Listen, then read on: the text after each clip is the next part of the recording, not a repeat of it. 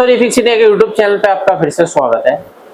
तो दोस्तों आज की वीडियो में हम बात करेंगे, हमारे पास सेट है जो कि इंटेक्स कंपनी का सेट है और इसके अंदर जो पैनल लग के आता है वो इनोलेक्स कंपनी का पैनल आता है 2 कोफ का। यानी कि ये जो पैनल रहता है ये हमारा सीओजी पैनल रहता है और काफ़ी सारे टेक्नीशियन को प्रॉब्लम आती है इस तरीके के पैनल को रिपेयर करने में। काफ़ी सारी मेरे पास कॉल्स भी आती है कि ये पैनल रिपेयर नहीं हो पाते, क्या दिक्कत है। तो इस पे मैं एक वीडियो बना रहा हूँ, तो आप ये देख सकते हैं किस तरीके से हम पैनल को रिपेयर करते हैं। तो अगर आप यहाँ पे देखेंगे तो मेरे पास एक ये सेट है और इसको हम सबसे पहले ऑन कर लेते हैं। ऑन करने के बाद पहले मैं इसकी कंडीशन आपको दिखाता हूँ, क्या कंडीशन हमारे को देखने के लिए मिल रही है। तो जैसे हम यहाँ पे सेट को ऑन करते हैं तो अगर आप यहाँ पे देखेंगे सेट ऑन करने के बाद कुछ इस तरीके से लाइनिंग हमारे को यहाँ पे देखने के लिए मिल रही है। तो अभी क्या है कि अगर इस तरीके की दिक्कत हमारे को देखने के लिए मिल रही है तो सबसे पहले हमारे को देखना पड़ेगा कि पैनल की सभी वोल्टेज वगैरह ओके है या नहीं है। पहले मैं आपको बताया था कि इसके अंदर देखिए गेट को ऑफ नहीं होती है, इसके अंदर ग्लास के ऊपर चिप लगी होती है, यानी कि ये सीओजी पैनल रहता है। तो चलिए स्टार्ट करते हैं और देखते हैं इसको क्या कंडीशन है इसकी। तो यहाँ पे क्या है, इसकी मल्लम पट्टी हुई है तो थोड़ी सी हम इसको हटा देते हैं। तो इसको देखिए रिपेयर करने के लिए सबसे पहले अगर आप यहाँ पे देखेंगे तो ये हमारी पीसीबी है और इसके अंदर कंपोनेंट्स जो रहते हैं वो उल्टी साइड पे रहते हैं। मल्टीमीटर को सेट कर लेते हैं हम डीसी वोल्ट की रेंज पे और इसकी अगर हम सभी वोल्टेज चेक करेंगे एक एक करके और देखते हैं। तो चलिए यहाँ पे देखेंगे, सबसे पहले अगर आप यहाँ पे देखेंगे तो ये जो पैनल है हमारा, ये हमारा नॉन एचडी पैनल है और इसकी जो वोल्टेज है अगर हम देखते हैं यहाँ पे 12 वोल्ट की सप्लाई देखें, यहाँ पे बिल्कुल परफेक्ट तरीके से यहाँ पे 12 वोल्ट बन रहा है, यहाँ पे देख सकते हैं। और ये जो 12 वोल्ट की सप्लाई है दोस्तों ये जाती है हमारी डीसी टू डीसी आईसी के अंदर। अब यहाँ पे देखेंगे तो इस आईसी के अंदर जो डीसी टू डीसी आईसी जो यूज की गई है इस पैनल में वो है CM501। यहाँ पे आप ये देख सकते हैं CM0501 जो है हमारी ये आईसी है, ये देख सकते हैं आप। अभी क्या है कि ये जो आईसी है इस आईसी के अंदर जब हमारा वोल्टेज जाता है 12 वोल्ट की सप्लाई, तो हमारी सबसे पहले जो आउटपुट वोल्टेज निकलेगी वो 3.3 वोल्ट की सप्लाई निकलती है। तो अगर हम यहाँ पे देखते हैं तो हमारे को यहाँ पे 3.3 वोल्ट की सप्लाई जो कि बिल्कुल परफेक्ट तरीके से देखने के लिए मिल रही है। 3.3 वोल्ट ओके है। और ये जो 3.3 वोल्ट है ये 3.3 वोल्ट जाता है हमारा टीकॉन आईसी के अंदर। तो टीकॉन आईसी की भी वोल्टेज अगर हम चेक करेंगे यहाँ पे आप ये देख सकते हैं,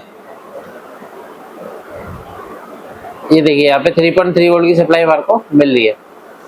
तो ये 3.3 वोल्ट की सप्लाई हमारी टीकॉन आईसी को मिलती है। दूसरी वोल्टेज जो हमारी टीकॉन आईसी को मिलेगी 1.2 वोल्ट की सप्लाई मिलेगी। तो यहाँ पे हमारा 1.2 वोल्ट आ रहा है और ये 1.2 वोल्ट भी हमारा टीकॉन आईसी के अंदर जाता है। तो यहाँ पे आप ये देख सकते हैं, यहाँ पे हमारा 1.2 वोल्ट की सप्लाई हमारे को यहाँ पे मिल रही है, ये देखिए।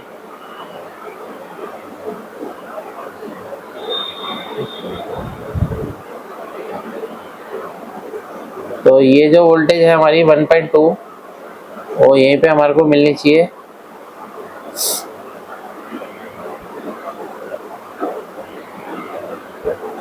यहाँ पे देखते हैं दोबारा से 1.2 वोल्ट हमारा परफेक्ट है। तो यहाँ पे जो 1.2 वोल्ट है हमारा ये हमारा जा रहा है यहाँ पर।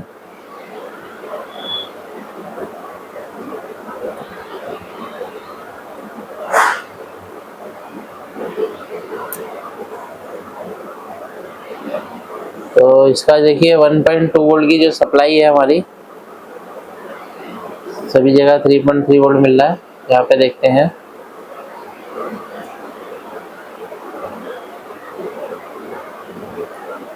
यहाँ पे भी 3.3 वोल्ट है। यहाँ पे देखिए 1.2 वोल्ट आ रहा है हमारा। तो यानी कि जो हमारी टीकॉन आईसी है, टीकॉन आईसी की जो वोल्टेज रिक्वायरमेंट है वो कंप्लीट है। और 3.3 वोल्ट हमारा रोम आईसी के अंदर भी जाता है। तो रोम आईसी की अगर हम देखते हैं यहाँ पे 3.3 वोल्ट की सप्लाई देखिए ओके है। तो रोम आईसी पे 3.3 वोल्ट ओके है। अभी क्या है कि ये जो वोल्टेज है जब हमारी ये सारी कंप्लीट होती है तो हमारा डीसी टू डीसी आईसी काम करना स्टार्ट करती है। तो सबसे पहले अगर हम यहाँ पे देखते हैं तो हमारा जो वोल्टेज बनता है एवीडीडी वोल्टेज बनता है। तो एवीडीडी वोल्टेज अगर हम यहाँ पे चेक करते हैं तो हमारे को यहाँ पे 11 वोल्ट ही हमारे को यहाँ पे मिल रहा है। अभी यहाँ पे जो है हमारे को 11 वोल्ट की सप्लाई यानी कि मिल रही है। यहाँ पे देख सकते हैं मोसफेट के सोर्स पे भी 11 वोल्ट है और गेट पे अगर हम देखते हैं तो गेट हमारा लो है, यानी कि ये वोल्टेज आउटपुट हमारा आना चाहिए। तो 11 वोल्ट की हमारी आउटपुट आ रही है, यहाँ पे देख सकते हैं ये वोल्टेज आउटपुट आ रही है। तो अभी क्या है, ये वोल्टेज दोनों ओके है हमारी, यानी कि ये वोल्टेज आउटपुट कर रहा है, क्योंकि अगर ये ड्राइव नहीं बनेगी तो यहाँ पे मॉसफेट का जो गेट है वो हाई हो जाता है। जब मॉसफेट का गेट हाई हो जाएगा तो यहाँ पे क्या होगा, मॉसफेट सोर्स से ड्रेन पे वोल्टेज पास नहीं करेगा, यानी कि जो हमारी ये टीकॉन आईसी है प्रोटेक्शन मोड में चली जाती है। जब ये प्रोटेक्शन मोड में चली जाएगी तो इसका गेट हाई हो जाएगा, जिसकी वजह से वोल्टेज आगे पास नहीं होगा।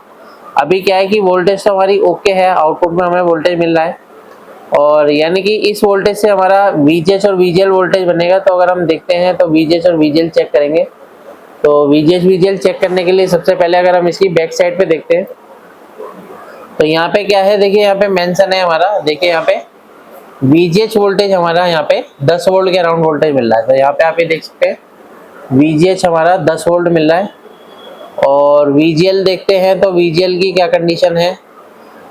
तो VGL यहाँ पे ये देखिए VGL यहाँ पे बिल्कुल भी नहीं बन रहा है, यानी कि VGH जो वोल्टेज है ये भी हमारा कम हो रहा है, 10 वोल्ट के अराउंड हो रहा है, और VGL भी हमारा यहाँ पे वोल्टेज नहीं आ रहा है।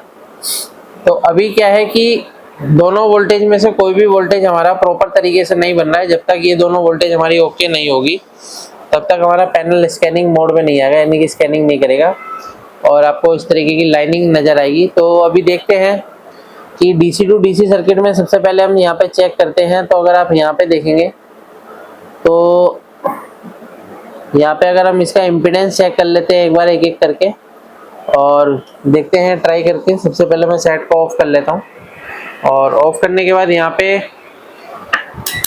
मल्टीमीटर को सेट कर लेते हैं DC वोल्ट की रेंज, डायोड मोड की रेंज पे। तो मैं यहाँ पे क्या है इम्पीडेंस चेक करता हूँ और देखता हूँ कि कहीं पे शॉर्टिंग वगैरह तो नहीं है। कई बार क्या होता है इस पे शॉर्टिंग होती है, तब भी इस तरीके की दिक्कत मिल सकती है।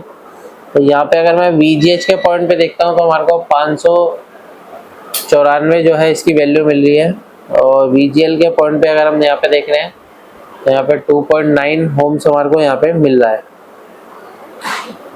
तो अभी क्या है कि वैल्यू जो है वो प्रॉपर तरीके से हमें कंफर्म नहीं हो पा रहा है, क्योंकि VGL पे जो है यहाँ पे भी हमारे को कुछ वैल्यू कम मिलनी चाहिए, यहाँ पे ज़्यादा वैल्यू है। तो अगर हम यहाँ पे देखते हैं तो इसके अंदर देखिए यहाँ पे जो है अगर हम देखेंगे तो कुछ कंपोनेंट्स लगे हुए हैं, जैसे कि यहाँ पे अगर हम देखेंगे तो डायोड है और ये डायोड लगा हुआ है, कुछ PF वगैरह भी लगे हुए हैं। तो इनको अगर हम चेक करते हैं एक एक करके और देखते हैं तो यहाँ पे अगर हम देखेंगे तो ये जो PF है यहाँ पे PF तो हमारे शॉर्ट नहीं है, इसको मैं कंटिन्यूटी पे डायोड पे ही लगा के चेक करता हूँ। तो यहाँ पे क्या है, इस डायोड को सबसे पहले हम चेक करेंगे। ये देखिए इस डायोड को मैं यहाँ पे चेक कर लेता हूँ डायोड मोड की रेंज पे लगा के। तो यहाँ पे क्या है हमारे को कोई वैल्यू अभी नहीं मिल रही है, इसको मैं चेंज करके लगाता हूँ प्रोब को। तो यहाँ पे देखते हैं तो ये हमारे को 591 हमारे को यहाँ पे मिल रहा है, इसको भी चेंज करके लगाते हैं। तो देखिए यहाँ पे भी हमारे को 591 ओम्स मिल रहा है, यहाँ पे आप ये देख सकते हैं प्रॉपर तरीके से 591 ओम्स हमारे को यहाँ पे मिल रहा है। तो यानी कि ये डायोड ओके है। दूसरे डायोड को भी चेक करते हैं।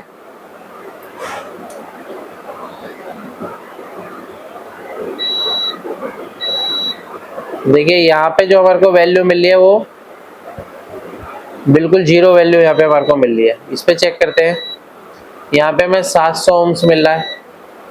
तो यानी कि दोनों डायोड की जो वैल्यू है वो एबनॉर्मल है, यानी कि सही नहीं है, क्योंकि यहाँ पे जो है यहाँ पे भी हमारे को 591 के आसपास हमारे को वैल्यू मिलनी चाहिए। यहाँ पे आप ये देख सकते हैं, ये देखिए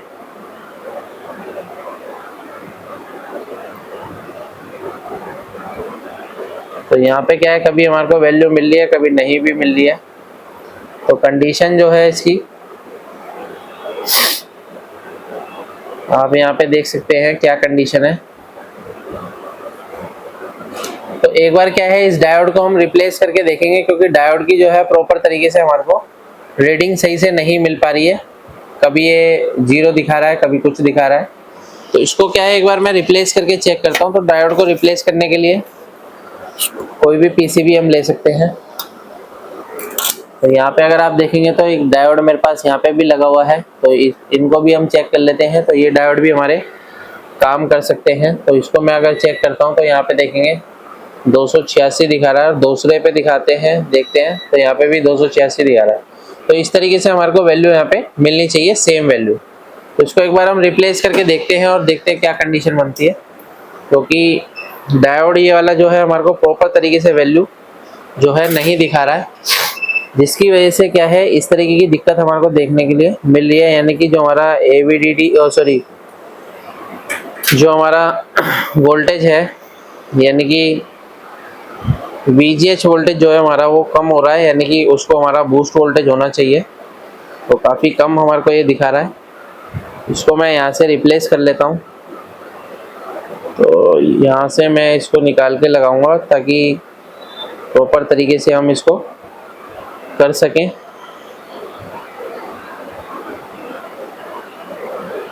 तो अभी अगर आप देखेंगे यहाँ पे ये डायोड हमारा प्रॉपर तरीके से लग गया है। और डायोड लगाने के बाद दोस्तों यहाँ पे क्या है कि थोड़ा सा इसको टाइम देना पड़ेगा, क्योंकि ये जो डायोड है अभी इसका टेम्परेचर ज़्यादा है। असेंबली मशीन से काम करने के बाद जब हम कोई भी कंपोनेंट को निकालते हैं, लगाते हैं, तो हमारे को थोड़ा सा यहाँ पे टाइम देना होता है। तो अभी क्या है कि थोड़ा सा वेट करेंगे और एक बार हम इसकी वोल्टेज एक बार चेक कर लेते हैं पहले कि क्या कंडीशन है। तो वोल्टेज में देखेंगे कुछ चेंजेस आता है या नहीं आता है। मल्टीमीटर को मैं सेट कर लेता हूँ वोल्टेज रेंज पे, और फिर से हम इसको चेक करते हैं पावर लगा के। तो इसकी मैं पावर यहाँ पे लगाता हूँ और वोल्टेज अगर मैं इसकी देखता हूँ तो सबसे पहले मेरे को इसकी वोल्टेज देखनी है VGH।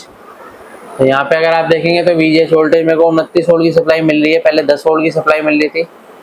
और VGL हमारे को नहीं मिल रहा था, यानी कि अभी हमारे को -7 वोल्ट हमारे को यहाँ पे मिल रहा है।